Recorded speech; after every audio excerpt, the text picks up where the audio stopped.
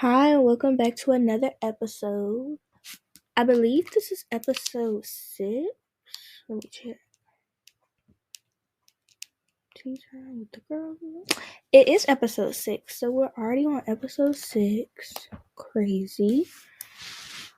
And for today's episode, I interviewed Dr. Vikki Johnson. She is the author of several books, one being Soul Wealth, and she basically works to help women be their best selves, whether it be achieving a goal that they had or making a vision come to life. I recently picked up a goals notebook at the store, well, at TJ Maxx, because they have really good journals and books there, like a great selection. If you're looking for like a good agenda type book, a notebook, or journal where you can list goals, but like on the cheaper side that are cute, go to TJ Maxx or Marshalls or whatsoever. But I picked up one from TJ Maxx the other day.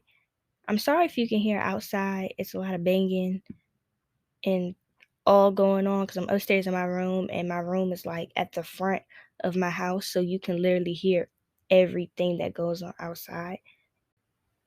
And here comes my mom. Of course, right on time. The beauty of filming a podcast. I usually do this in the basement, but she wasn't home, so I was like, okay, I'll just do it upstairs. And you can hear everything. And she's going to be like, why did you include this in the podcast? Cut it out. And I'm like, girl, the podcast is a recorded conversation, basically. It's unedited and uncut most of the time. Okay, so before I was rudely interrupted, I picked up a journal at TJ Maxx, as I was saying, and you basically write your goals for the week, whether it be I'm going to clean my room, or I'm going to complete 2 scholarships for this week. Those literally just some of my goals in my book. And I feel like it's really best to write your short-term goals down because everybody knows what their long-term goals are. Everybody knows that they want to become a lawyer, a doctor, they want to buy a car, they want to do this, but it's the steps on getting there that matters. Like, I know I want to become a dentist, but those short-term goals and those short-term steps are what's going to help me become a dentist. Like, I want to go to my dental office and shadow my own dentist. That's one step that's getting me closer to becoming a dentist because I'm looking around, I'm following her, I'm seeing what I can do. The next thing would be to look around at dental offices that I can intern or work for, whether it just be filing papers. I know I can't work in nobody's mouth, but just looking around at stuff like that. Those are short term goals that will become long term goals. And it's very important to write your short term goals with anything, honestly. It doesn't have to be career, it could be for school, it could be for, like I said, buying a car, buying a house, whatever you want to do. Those short term steps and goals will help you achieve that. So, I guess my little tip for today is to just remember your short term goals. You don't necessarily have to write them. I like to write them and I would recommend to write them down. But you don't have to write them, but if you do, get you a little journal, write your short term goals, also write your long term goals, but short term goals are very important on just keeping up with the next step so you won't jump so far ahead so soon, because jumping really far really fast can make you very anxious. And yes, I hope you enjoyed today's episode, and I will see you guys in the next episode, episode 7. So you want to get started and tell us about yourself and your profession and how you got into helping women with their health and wellness? Well, Jordan, I started my first girls' club when I was 10 years old. And, you know, that was because my grandmother was the national president at the time. This is way before you were born. But she was the national president of the National Association of Colored Women's Clubs. And that's important because they were a counterpart or sister organization for the National Council of Negro Women that was led by and made most popular by Dr. Dorothy Height. That organization still exists, but those two organizations, along with others, to include sororities and other groups, were really important in the women's suffrage movement, which women got involved so that today women now have the right to vote.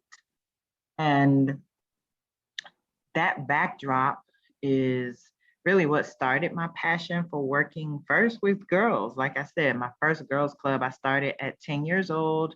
I was a brownie, I was a Girl Scout.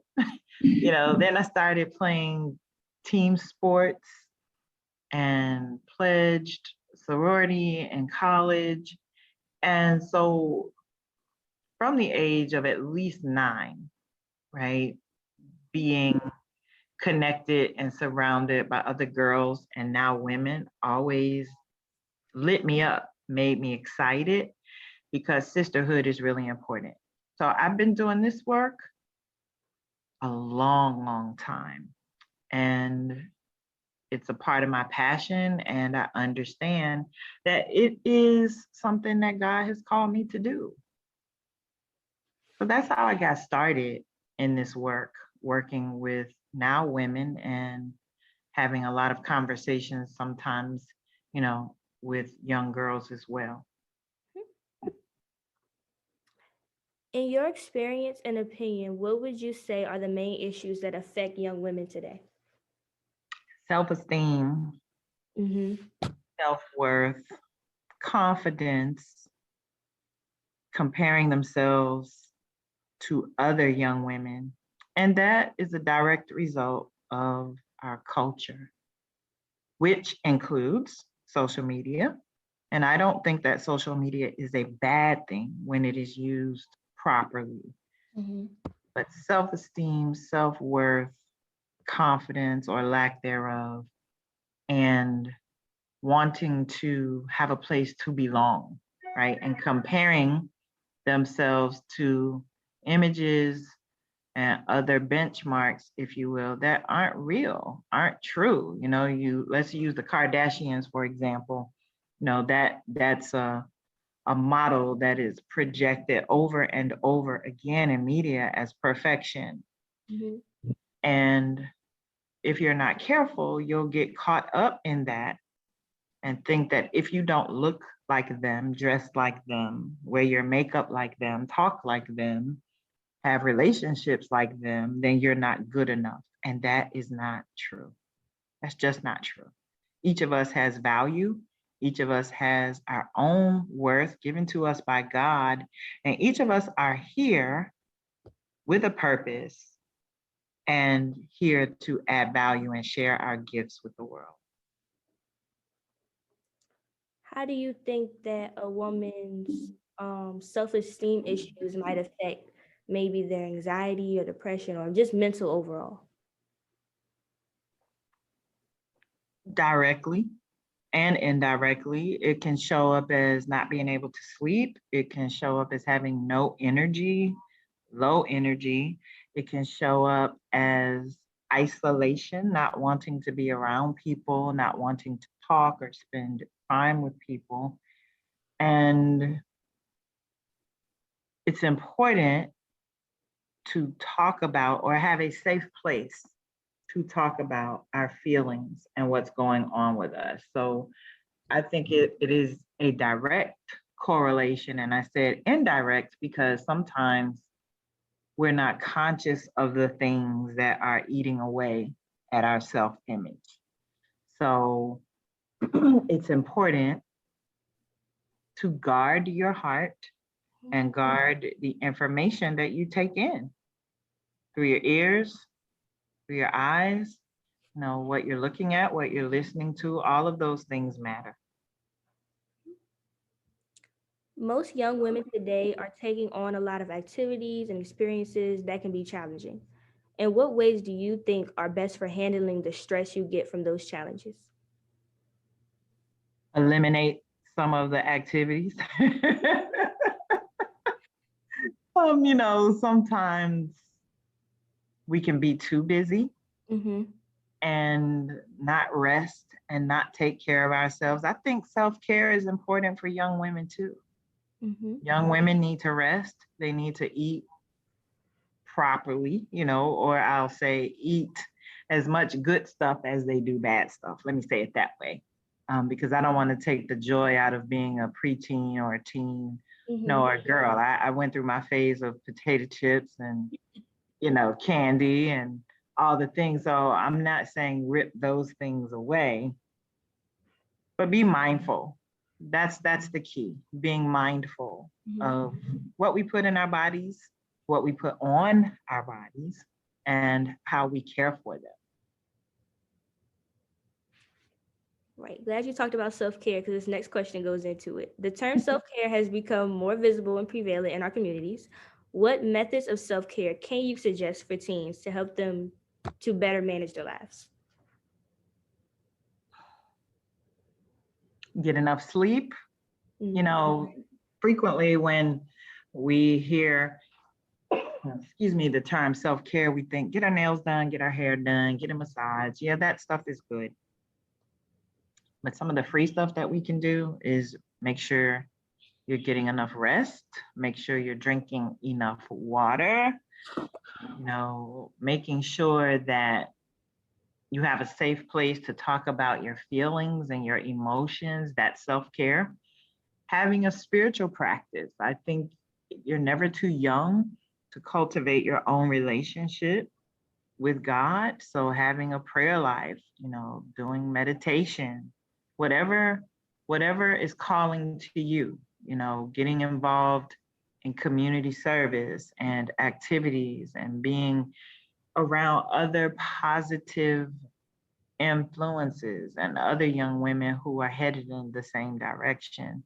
So those are just some things that I would suggest, not in an overwhelming way, Mm-hmm. but to come up with your own rhythm and your own practice of taking care of your heart, taking care of your mental health, your mind, and taking care of your emotions, which is your soul.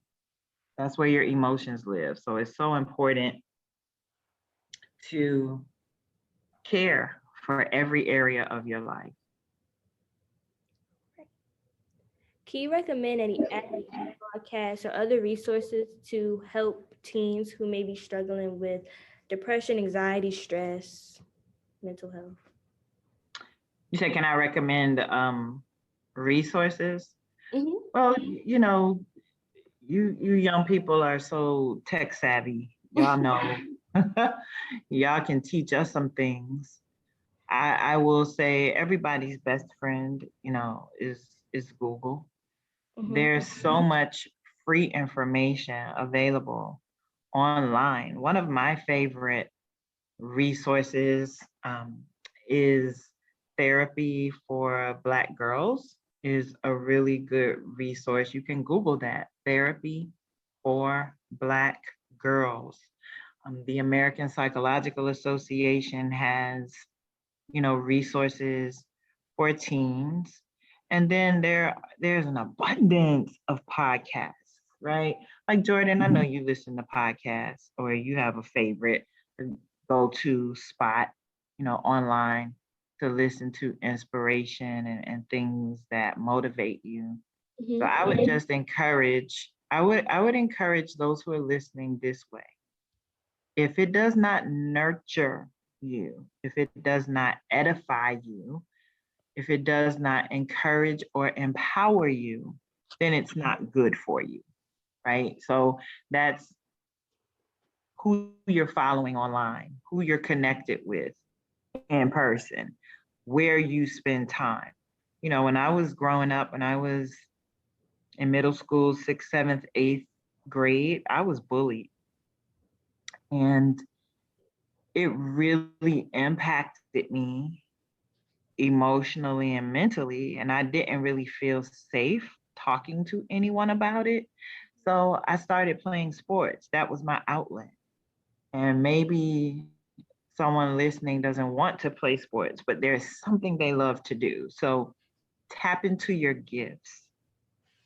That is something that anyone can do at any time, anywhere. Tap into what you love. If that's coloring, if that's painting, if that's drawing, if that's music, if it's singing, if it's sports, if it's cheer, if it's dance, whatever you love, do more of that. I like to ask the question, what brings you joy? What do you enjoy? And whatever your answer is, do more of those things. All right. So that was the last question that I had for you. Is there anything else that you would like to add? I'm so proud of you. I Okay. feel so excited to be a guest here on your podcast. And you remind me so much of me.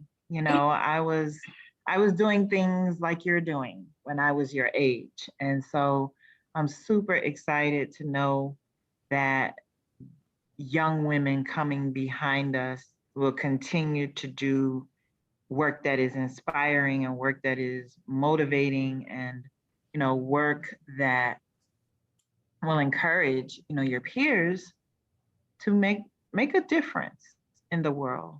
Do something that will leave what I like to call a dinosaur impression on the earth.